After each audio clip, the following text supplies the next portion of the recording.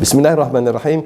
Inna anzalnahu fi lailatul qadr wa ma adraka ma lailatul qadr. Lailatul qadri khairum min alfi syahr. Okay, tuan-tuan semua, ini merupakan salah satu ayat yang memberitahu kita tentang malam Lailatul Qadar. Okay, bila kita dah masuk bulan Ramadan tu semua, itulah keinginan setiap orang yang kita ikuti bulan Ramadan tu semua. Ingin hati kita nak bersama pada nak mendapat kelebihan pada malam Lailatul Qadar. Bagaimana nak dapat malam Lailatul Qadar? Ada 3 tips yang tuan-tuan kena jaga ni. Jika anda melakukan 3 perkara ni, maka anda tak akan dapat malam Lailatul Qadar. Pertama, anda jangan derhaka pada mak bapak. Kalau anda seorang pendurhaka pada mak bapak, maka anda tak akan dapat malam Lailatul Qadar. Tapi kalau anda tidak derhaka, insya-Allah chances untuk anda, peluang untuk anda dapat malam Lailatul Qadar, insya-Allah. Yang kedua, jangan minum arak. Tuan-tuan yang menonton ni, tuan-tuan tidak minum arak. Tapi kalau anda minum arak, anda tak akan dapat juga. Walaupun anda taat kepada mak bapak, tapi anda minum arak, anda tak akan dapat juga menghadapi malam Lailatul Qadar. Dan juga yang ketiga ialah memutuskan silaturahim. Tak kira siapa anda memutus, dengan adik-beradik ke, dengan saudara ke, dengan kawan ke, dengan sahabat ke office, dengan bos kita pun tak boleh, tuan semua. Kalau boleh 3 perkara ni, kalau anda dapat hindarkan daripada 3 perkara ni dan anda jaga betul-betul, insya-Allah